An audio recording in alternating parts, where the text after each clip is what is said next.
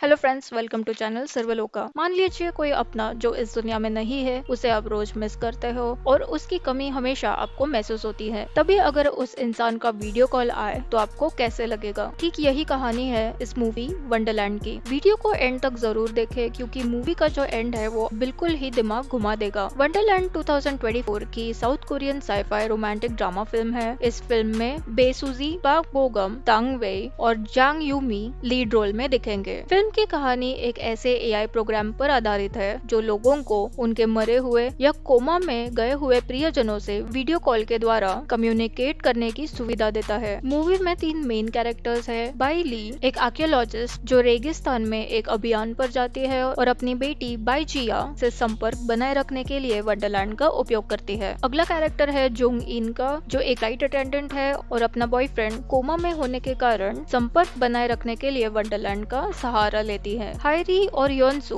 Wonderland के employees है जो ग्राहकों की समस्याओं का समाधान करते हैं। तो चलते हैं कहानी पर। बाइली एक माँ होती है और अपने बेटी से बहुत प्यार करती है। हाल ही में उसे पता चलता है कि वो जल्द ही मरने वाली है। वो अपनी नई एआई दुनिया की शुरुआत करती है जिसमें उसे आर्कियोलॉजिस्ट बनना होता है। हायरी और योनसू बाइली की पर्सनालिटी और उसके फोटोज द्वारा उसका एक डेटाबेस बनाते हैं। पहले से ही उनके पास सारी इंफॉर्मेशन होती है, जैसे उसे किस लोकेशन पर जाना है, क्या करना है। तो वो उसी हिसाब से एआई में इजिप्ट लोकेशन सिलेक्ट करते हैं और वही जाने के दौरान उसकी पहचान सोंगजू से होती है। इजिप्ट पहुंचने पर वो अपनी माँ और बेटी बाइजिया को वीडियो कॉल करती है क्योंकि अब वो इस दुनिया में नहीं होती। उसके माँ के लिए ये थोड़ा सा शौक होता है और उसकी बेटी थोड़ी अपसेट होती है क्योंकि माँ उसको साथ में नहीं लेके गई। दिखने में बाइली की जिंदगी बिल्कुल असली लगती है। अभी हम सीधे स्पेस पहुंच जाते हैं जहाँ ताइजू एक एस्ट्रोनॉट है और अपनी गर्लफ्रेंड जुंग इन को वीडियो कॉल करता है। स्पेस में होकर भी ताइजू जुंग इन का पूरा स्केड्यूल का ध्यान रखता है, उसे मोटिवेट करता है और खुश भी रखता है। दोनों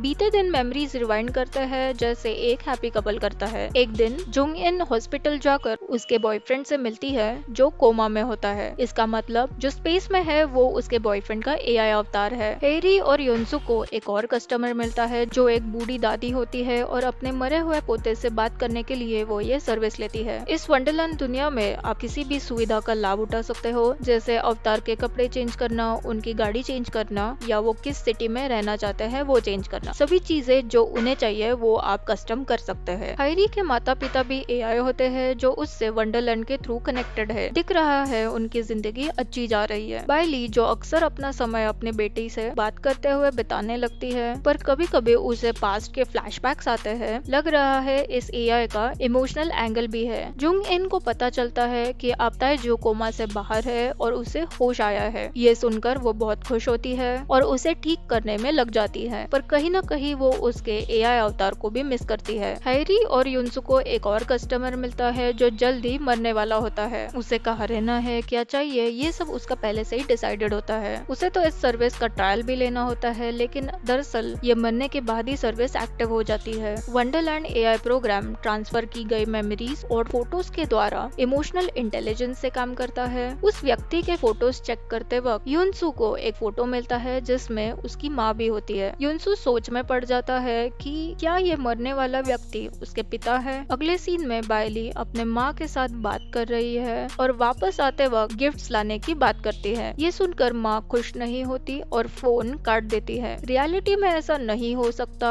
और वो देखती है कि इस चीज का उसके बेटी पर कितना बुरा असर हो रहा है। अब तो उसकी बेटी भी उसके माँ के पास जाने की जिद करने लगती है। यही ध्यान में रखते हुए बाइली की माँ वंडरलैंड सर्विस को कॉल करके अगली महीने से सर्विस बंद करने की बात करती है। जुंग इन और तेजू के बीच कुछ ठीक नहीं चल रहा। एआई वाला तेजू उसके एक्सपेक्टेशंस यू समझ लेता था, लेकिन असली तेजू को कुछ समझ नहीं आता। इससे उसके मन में बहुत उलझन होती है क्योंकि बहुत दिन हो चुके होते हैं। बाइजिया अब अपनी माँ के पास जाने की जिद करने लगती है। इसी बात को लेकर बाइली और उसके माँ के बीच झगड़ा होता है और फिर वो पूरी तरह से वहाँ से शिफ्ट होकर गाँव जाने की बात करती है। बाइली की माँ एक बात कहती है कि तुम कभी वापस नहीं आ सकती। ये बात बाइली को सोचने में मजबूर कर देती है। हैरी उस बूढ़ी औरत के पोते को ये बताती है कि अब उसकी दादी इस दुनिया में नहीं रही और जब तक कोई और इस सर्विस को एक्टिवेट ना करे तब तक उसे ये बंद करना पड़ेगा। अगले सीन में दादी और बाइजिया अपने गाँव जाने के लिए एयरपोर्ट पर पहुँच जाते हैं। इस दौरान बाइजिया कहीं गुम जाती है। घबराई हुई दादी